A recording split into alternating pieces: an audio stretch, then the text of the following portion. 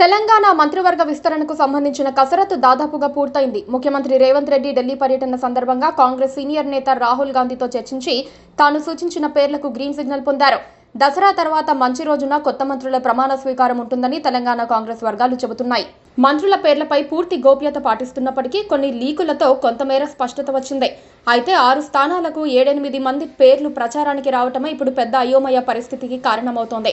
1 లేదా 2 స్థానాలు ఖాళీ పెట్టేసి మిగిలినవి భర్తీ చేయాలని సీఎం రేవంత్ భావిస్తున్నారు. ఈ క్రమంలో ఇంతవరకు ప్రాతినిధ్యం లేని ఉమ్మడి జిల్లాలైన ఆదిలాబాద్, నిజామాబాద్, హైదరాబాద్ విషయంలో ప్రత్యేక దృష్టి పెట్టే అవకాశం ఉంది. ప్రస్తుతానికి మల్రెడ్డి రంగారెడ్డి, పి సుదర్శన్ రెడ్డి పేర్లు బలంగా వినిపిస్తున్నప్పటికీ అందులో ఒకరికి మాత్రమే కేబినెట్ బెర్త్ దక్కే ఛాన్స్ ఉందని చెబుతున్నారు. మంత్రి కోమటిరెడ్డి వెంకటరెడ్డి సోదరుడైన రాజగోపాల్ రెడ్డి కూడా రేస్లో ఉన్నారు. బీజేపీ నుంచి ఆయన తిరిగి కాంగ్రెస్ పార్టీలోకి వచ్చినప్పుడు మంత్రి పదవి ఇస్తామన్న హామీ లభించినట్లు వార్తలొచ్చాయి. మరి రాజగోపాల్ రెడ్డి సంగతి ఏమిటో చూడాలి. శ్రీహరి ముదిరాజ్తో పాటు ఎస్సీ సామాజిక వర్గానికి చెందిన వివేక్ వెంకటస్వామి పేర్లు కూడా పరిశీలనలో ఉన్నాయి.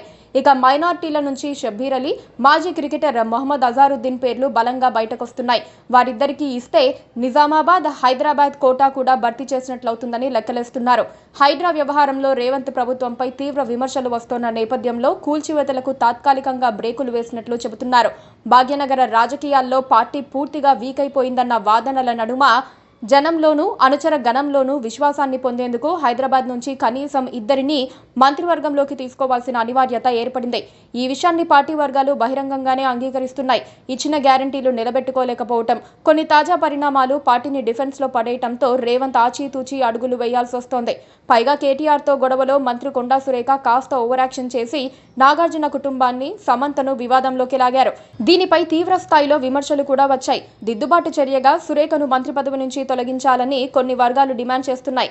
అదే చేస్తే ఉమ్మడి వరంగల్ నుంచి మరో నాయకుడికి మంత్రివర్గంలో చోటు దొరుకుతుంది. Please subscribe to KTV Telugu. KTV Telugu. KTV Telugu. KTV Telugu channel.